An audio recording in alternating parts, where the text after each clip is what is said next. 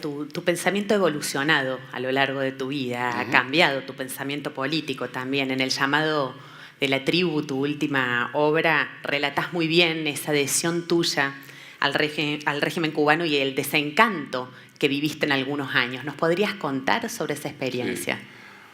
Bueno, era muy difícil cuando yo era joven no ser un radical, no pensar que el socialismo era la fórmula que nos iba a sacar de la tradición de las dictaduras atroces que habíamos padecido, de la pobreza en la que estaban grandes sectores de la población. Lo que teníamos pues en los años 50 eran dictaduras prácticamente de un confín a otro confín de América Latina. En el Perú teníamos la dictadura de Odría, que había comenzado cuando mi generación era de niños y que terminó cuando nosotros éramos ya hombres, 8 años después, y esos 8 años los habíamos vivido en la oscuridad, con una represión tremenda. La política había sido prácticamente extirpada del país, había estudiantes presos, había profesores presos, muchos en el exilio. Entonces, el socialismo parecía la solución de todos los problemas. Yo por eso entré a la Universidad de San Marcos, que era la universidad popular, la universidad insumisa, con una gran tradición de rebeldía. ¿Estudiaste abogacía en la Universidad de San Marcos? Sí, y yo había leído un libro cuando estaba todavía en el último año de colegio, que a mí me impresionó mucho y que me convenció que la solución de todos los problemas era el comunismo. Un libro que se llamaba La noche quedó atrás, de Jean Valjean, un comunista alemán en la época de Hitler, que contaba sus experiencias en la clandestinidad, difíciles, heroicas. Y yo estaba seguro que en San Marcos, que era uno de los pocos focos de resistencia a la dictadura de Odría, habría comunistas y que yo podría integrarme al Partido Comunista. Y efectivamente entré a San Marcos y muy poco después empecé a descubrir que había clandestinamente unos cursos marxistas en los que yo me inscribí inmediatamente. Bueno, San Marcos estaba impregnada de policías disfrazados de estudiantes, eso era la dictadura, pero de todas maneras yo llegué a hacer contacto. El Partido Comunista había sido prácticamente arrasado el año anterior con una represión brutal, pero se reconstruía en algo que se llamaba el Grupo Cahuide, y yo fui militante del Grupo Cahuide durante un año. Ahí empecé a leer marxismo. Ahora, éramos pocos, pero eso sí, bien sectarios. Y entonces teníamos unas discusiones tremendas dentro de las células clandestinas, y yo recuerdo que yo era un gran lector de Sartre y de los existencialistas franceses, y eso me defendía un poco contra el estalinismo, que era pues la ideología del Partido Comunista en el Perú y prácticamente en toda América Latina, ¿no? Pero recuerdo que en unas discusiones en mi célula, un día alguien, por defender a Gide, me dijo: tú eres un subhombre, camarada. Entonces ser acusado de ser un subhombre era realmente preocupante. Bueno, estuve un año solamente y luego no pude soportar el estalinismo tan cerrado y renuncié al partido, pero seguí siendo socialista y mi socialismo se encandiló, se enfervorizó con el triunfo de la Revolución Cubana. Yo creo que para mi generación la revolución en Cuba fue algo absolutamente extraordinario. A nosotros nos deslumbró, parecía por fin un socialismo diferente, un socialismo abierto, no sectario, no estalinista. Bueno, yo creo que era una gran ingenuidad desde el principio ver eso en Cuba. Pero bueno, yo lo vi, y el año 62 yo trabajaba en esa época en la radio-televisión francesa. Me habían enviado a México para cubrir una información, y en eso ocurrió la crisis de los cohetes y me pidieron que fuera a Cuba. Y yo llegué a Cuba y quedé realmente deslumbrado con un pueblo entero que parecía dispuesto a resistir una invasión norteamericana. Me acuerdo los estudiantes que manejaban las que se llamaban Cuatro Bocas, las armas antiaéreas que tenían, y los sabres norteamericanos que pasaban rasando el malecón de La Habana, y los chicos allí aguantando las ganas de disparar. En fin, quedé realmente deslumbrado. ¿Y ahí tuviste esa charla con Fidel de 12 horas juntos? No, fue ahí. Eso no fue entonces, ¿no? Pero el ver a mí me recordó un poco lo que cuenta Orwell de su llegada a Barcelona en la época de la Guerra Civil Española, cuando él se enrola en un movimiento anarquista, y él dice que por fin había visto una ciudad fraternal que vivía en el idealismo. Era también una ingenuidad, no era, la procesión iba por dentro. Pero yo quedé muy deslumbrado con lo de Cuba, y entonces establecí unos contactos, me nombraron miembro de la Casa de las Américas, teníamos unas reuniones periódicas, y buena parte de los años 60 yo fui a Cuba, y poco a poco vino el desencanto.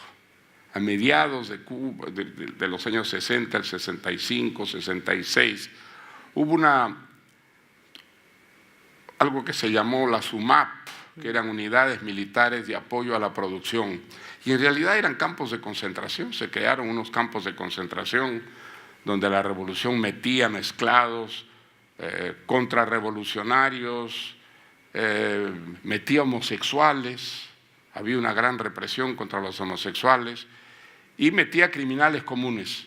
Y yo estaba muy vinculado a un grupo que se llamaba El Puente, un grupo de jóvenes, pintores, músicos, poetas, artistas, que eran muy revolucionarios, muy identificados con la revolución, pero que pensaban que la revolución además liberaría también las costumbres. Muchos de ellos eran homosexuales, y vino esta represión contra los homosexuales, que fue pues muy brutal, y este grupo quedó prácticamente destruido, porque muchos de ellos fueron a los campos de concentración. Hubo algunos suicidios con ellos. Fue mi primera inquietud, la primera vez que me pregunté si no me había equivocado entusiasmándome de esa manera con la Revolución Cubana. Recuerdo haberle escrito una carta a Fidel, que no hice pública, diciéndole pues mi angustia con lo que estaba ocurriendo en Cuba, que me parecía incompatible con la imagen de la revolución. Y entonces me invitaron a Cuba y ocurrió esa reunión de 12 horas.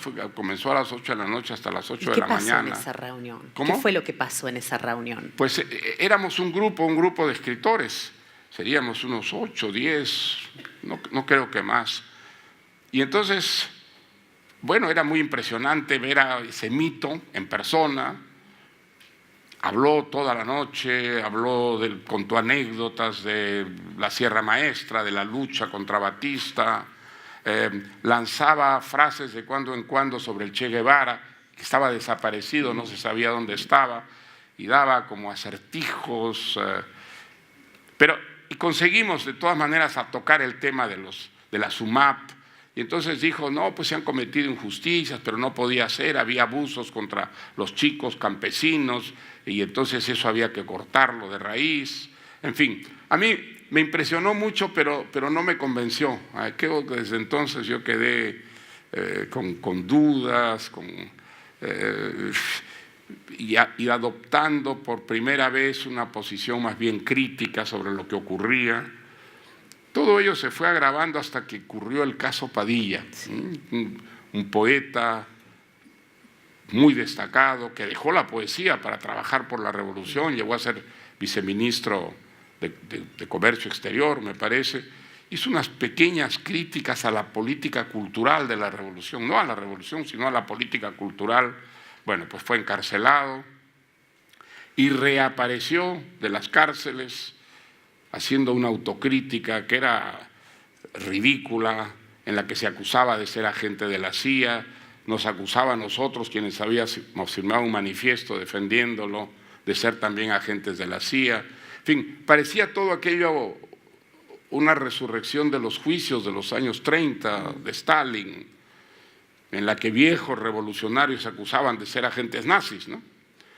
Pues entonces firmamos un manifiesto muy fuerte, muy crítico, y desde entonces no solo rompí con la Revolución Cubana, sino que puse en tela de juicio mis viejas convicciones, mis viejas ideas. Fue un proceso largo y difícil, ¿no es cierto? Claro. Pero de reivindicación de la democracia, de descubrir prácticamente que la democracia era importante, que era importante que hubiera libertad, que hubiera leyes, que se respetaran las leyes, que hubiera elecciones, que se pudiera renovar pacíficamente el poder político. Y luego, este fue un proceso de años. Al principio me sentí muy solitario, muy desconcertado. Y luego lo que para mí fue definitivo fue trasladarme de París a Londres y vivir todos los años de la señora Thatcher en el poder.